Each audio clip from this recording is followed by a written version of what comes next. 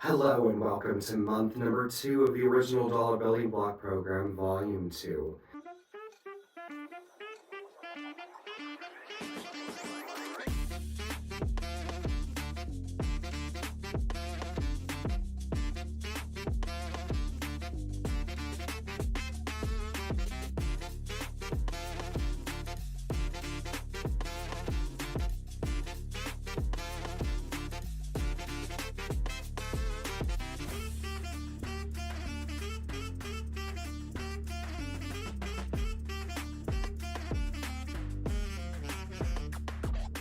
This month we are focusing on 3 different blocks, all using the same technique, 2 of one smaller size and 1 of one larger size, entitled Star Bright. You have received several fabrics in your kit that include a large piece of background as well as strips of 3 different colors. We are going to start by cutting all of those squares and strips that we need for these blocks. We are then going to discuss how to mark each individual square. Now, you should, for the smaller blocks, have 18 2-inch squares of your background color. These are already prepped with Terrio Magic and Water or Terrio Magic and Flatter, and 9 3.5-inch squares. Perfect. Additionally, your larger colored strips should have been prepped and cut into 2-inch strips, and then the resultant 1 to 1.5-inch strips from what you received in your kit. These are just going to be set aside. All we did was just split unevenly, but split the colored fabrics from each of the ones of the 3 that you received in your kit. Now, you will see in the construction section on your pattern that it shows that you're marking 4 of the 9, which means 4 of the larger ones, and 8 of the smaller ones, or 8 of the 18. We're going to go ahead and set aside 8, so 2, 4, 6, and 8, and 2, and 4. Okay, the rest of these squares we're going to set to the side are used for the physical construction of the block around the points that are on each of the blocks.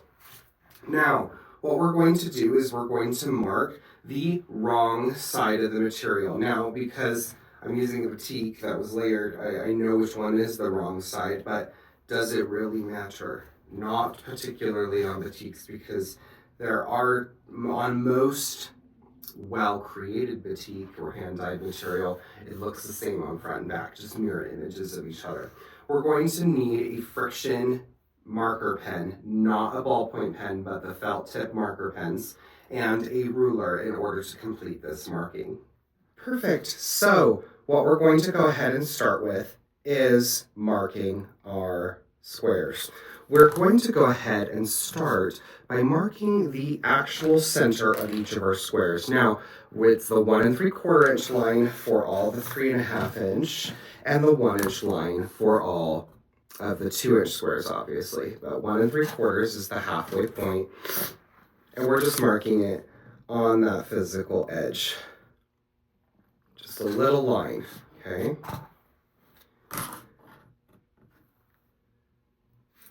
So I've done all of those, and I'm going to go ahead and do all the 1-inch marks on all the smaller squares. Now, the nice thing about these felt-tipped friction pens is that they actually do not disturb the weave of the actual material, which is extremely nice.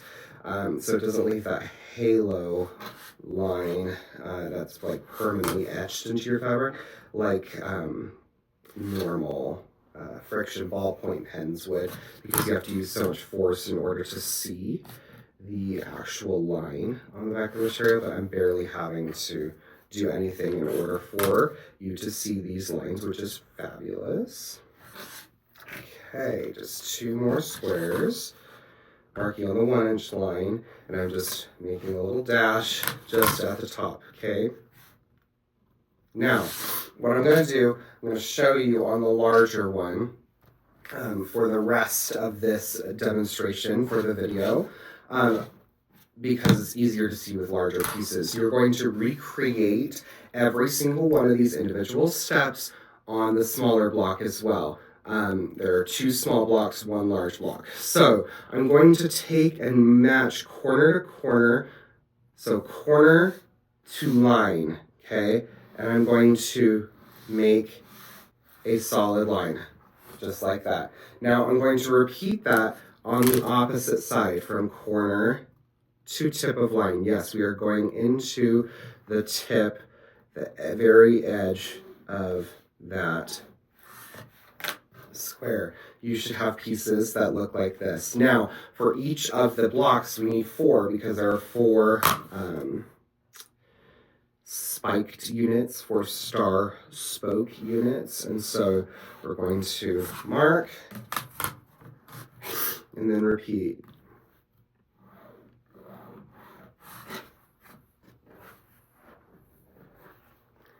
Find our mark, find our corner, mark. Oops.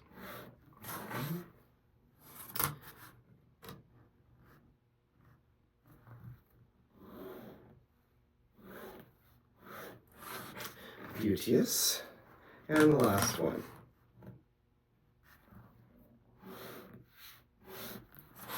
Corner to line.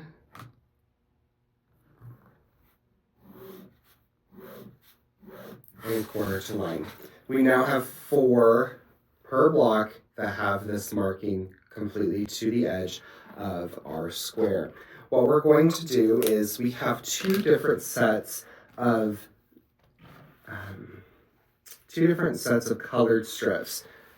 The 1 to 1.5 inch strips, as well as the 2 inch strips. The 2 inch strips go with the larger of the 2, and so what we're going to do is we're going to go ahead and use those guys, and we are going to go to the sewing machine and talk about how we are going to sew the star points onto the physical blocks. So we'll be at the sewing machine.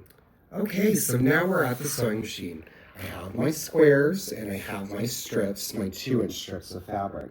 What I'm going to do is I'm going to go ahead and start with the color that I want to, which we're going to go ahead and do this one. Now, like I mentioned in class, you have an excessive amount of fabric. We're going to go ahead and sew 2 spokes on each one for starters. So we're going to layer the squares right sides together. Remember, these markings right here are marked on the wrong side of the material.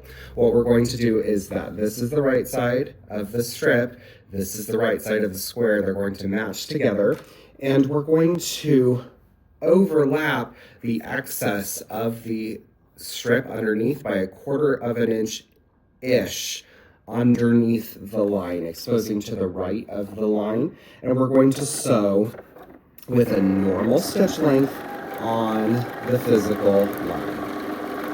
The point of the triangular points that we've made are pointing towards us, okay? For the first step, they're pointing towards us. So I'm going to go ahead and do a second one just to show you how to layer this, but there is hardly any distance between the 2 right here, and we're still overlapping by about that 1/4 inch and sewing directly on the physical line.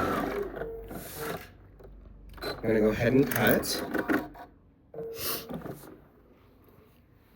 and it should look something like this, okay?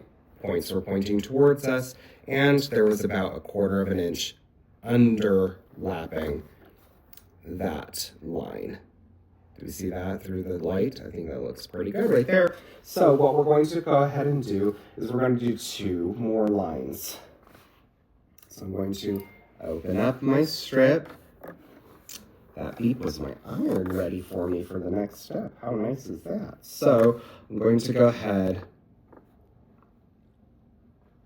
start a little bit into the strip, sew on the line,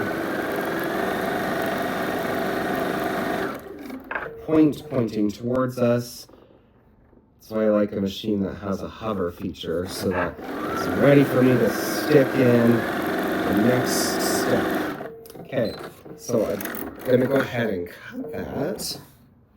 And again, we have this beautiful, remember, underlapping by 1/4 of an inch, points pointing towards us, okay? So we're going to go ahead and go to the ironing board. We're going to cut these apart, and then we're going to show you the next step. Okay, perfect. I'm here at my Laura Star steaming station, and I'm going to use big scissors and cut apart these points from the actual longer strip unit. So I'm going to cut these. Cut and cut. I'm kind of cutting them on that angle that they're set at, and then these are now excess. What I'm going to do is we have this excess underneath. You could trim all of this excess of the background, but I say life is too short. So what I'm going to do is I'm going to finger press these.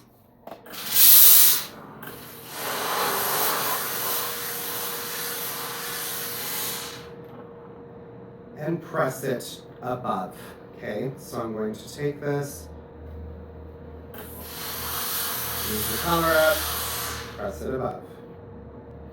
Take this, color, press above.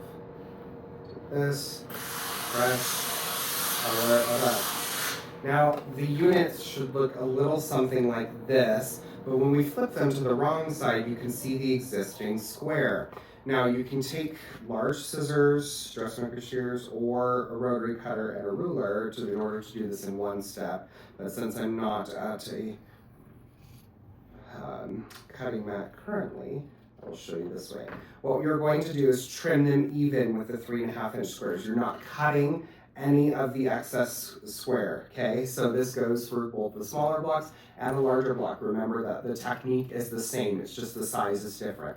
It may trip you out, right? It might trip you up with how it looks, but it truly is the same technique. So we're trimming it even with the 3.5 inch square, not trimming any of the 3.5 inch square or the 2 inch square. So we're going to do that on all 4 or all 8, depending on which one that you are working on of these units. So I'm going to go ahead, trim all of these ever so lovely. Now it would be easier to do this with a rotary cutter and a cutting mat and a ruler. You would just butt it up into the corner and cut, especially with a rotating cutting mat, which I could go get. I'll cut this one, and then I'll show you how you would cut with a rotary cutter and a ruler. So we have these ones done. Look how cute. And then I'm going to grab a rotating mat and show you how to do this one if you weren't going to use larger shears. Okay, so now we're back. I have my rotary cutter, I have my ruler, I have a rotating mat, so lovely. And I'm going to take this and I'm going to flip it to the wrong side, meaning that the excess of the background and is showing on top of the color unit. What we're going to do is we're going to cut this in, this, and cut. Okay, so really easy scissors or with a rotary cutter, obviously easier with a rotary cutter, but ultimately at the end of the day, all you're doing is trimming those to that one side. Okay. What we're going to do now is we're going to go ahead and go back to the sewing machine and we are going to sew the opposite angle in. The points were pointing towards us and now the points are going to be pointing away from us. Let's go to the sewing machine and tell you exactly what I'm doing. Okay, we're back at the sewing machine. We have one strip left. We're going to use this one strip to do the rest of the points on the 4 blocks per block unit, and the points are going to be pointing away from us, and we're going to be sewing on the line. Remember that we are going past that by 1/4 of an inch, and we're sewing on the line. We'll stop. Points are pointing away from us. Sewing on the line.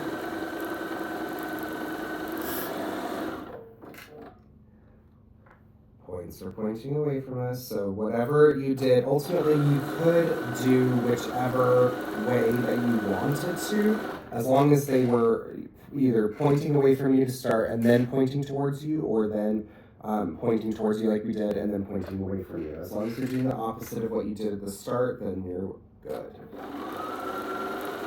So on the lines, and then cutting. We should have a chain that looks like this. So lovely. We're going to cut these apart, iron, and then trim them even, and then I will meet you back at the ironing board to show you how to do that and to assemble the block. Okay, so now we're back at the ironing board, and I'm going to cut this strip apart. So I'm going to use my scissors, and I'm going to cut at that angle. Careful not to do my blocks. Now, color up.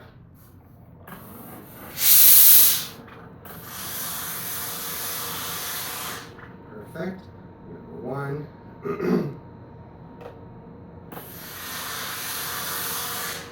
Number two.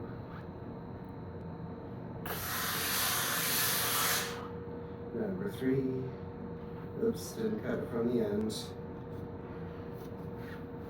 Because of my excess, you have lots of excess, so if you wanted to make more of these blocks, if you have more background sitting around that you would use, then by all means. Now we're going to bring over a rotating mat.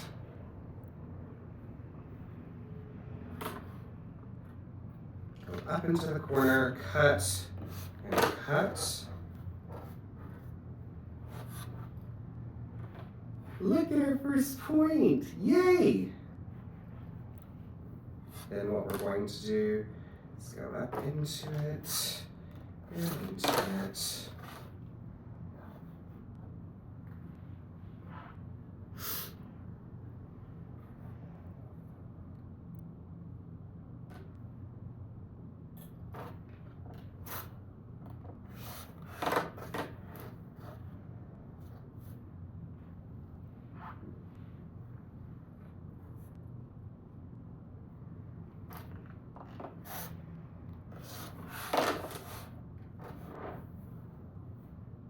Perfect, now we have 4 units. What we're going to do is we're going to go ahead, I'm going to grab those excess background squares that we had at the cutting table to be able to lay out our block, and I'll bring you a little bit closer and we'll talk about layout.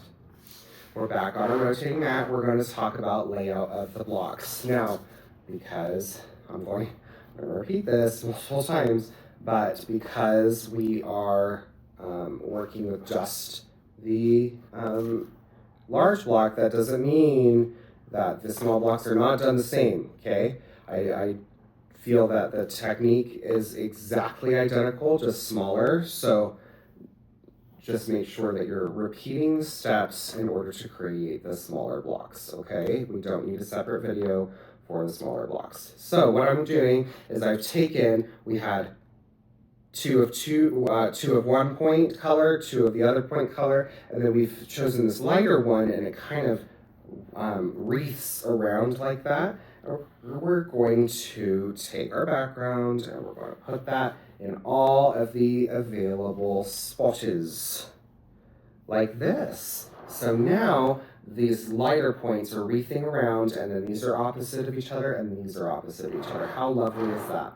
What we're going to do now is we're going to go ahead and sew them into rows. We're going to go ahead and sew row 1, row 2, and row 3. Now, something that I like talking about in basic classes is the importance of alternating your seams. So, meaning that you want to zip this one up and then sew this one down. Okay, so you want to sew in opposite directions, zip up, sew down, and then if we zipped up here between the rows, then we're going to zip down through that. That way you get a perfectly flat block that doesn't have any waviness to it, because the natural state of the sewing machine is to pull. The tension pulls in one direction, and so if you're constantly sewing in the same direction, you'll get a block that's wavy and or rainbow-ish, and we don't want the sad face rainbow for our block. So we're going to go ahead and go back to the sewing machine and sew all of these pieces together with each other, press it together, and then talk about the final thoughts and steps and next class. Okay, we're now back at the sewing machine.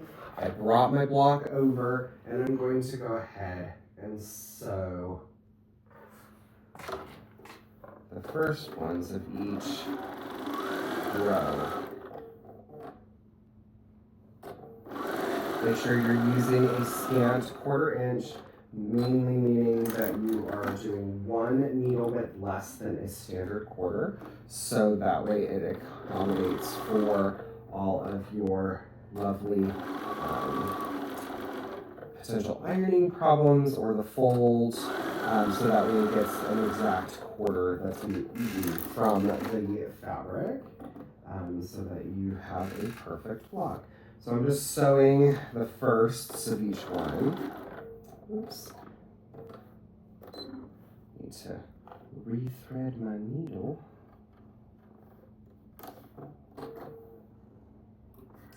Gotta love automatic needle threaders, right? Okay, so we'll go ahead and start that again.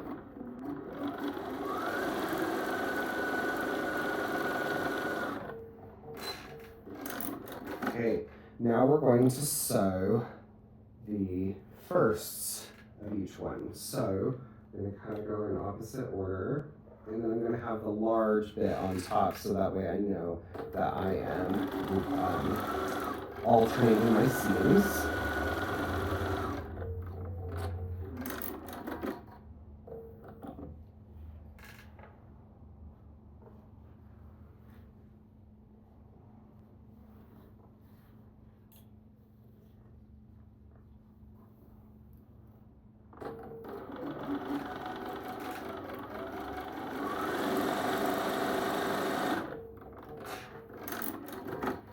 Bottom row, middle row, and now we'll do top row.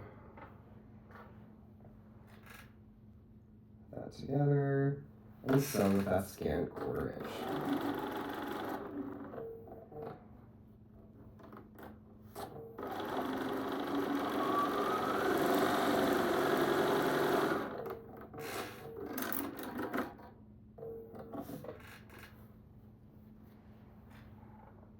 Okay, so what I'm going to do is I'm going to take this over to the iron, and I'm going to press in alternate directions, okay? Meaning that I'm going to press towards the color bits. So pressing out on this one, pressing in and pressing in. That way the seams alternate so that we can nest them together and sew them perfectly. So I'm going to go ahead and iron these off camera and then bring them back on to show you how I would perfectly match all of the seams so that all the points match. Okay, perfect. So I have my block and all the seams are perfectly ironed. I'm going to nest those, and I'm going to use the seam line glue in order to make sure that these stay. So all you do is put a drop of the glue right here in order to make sure that they stay together, and iron it so that it's fused, and do that over here as well. I like to stick a pin in there as well if you feel like you don't have that stability. But we'll go ahead and do that and then be right back. Okay, so now we're back at the machine and we're sewing our 1/4 inch seam.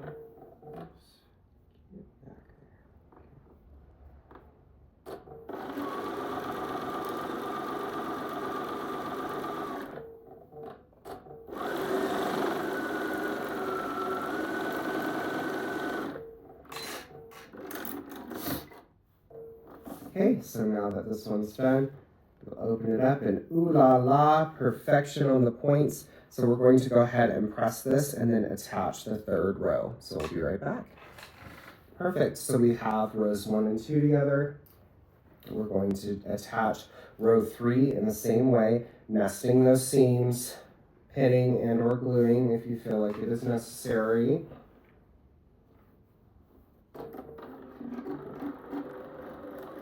Sure you're using that scant 1/4 inch seam.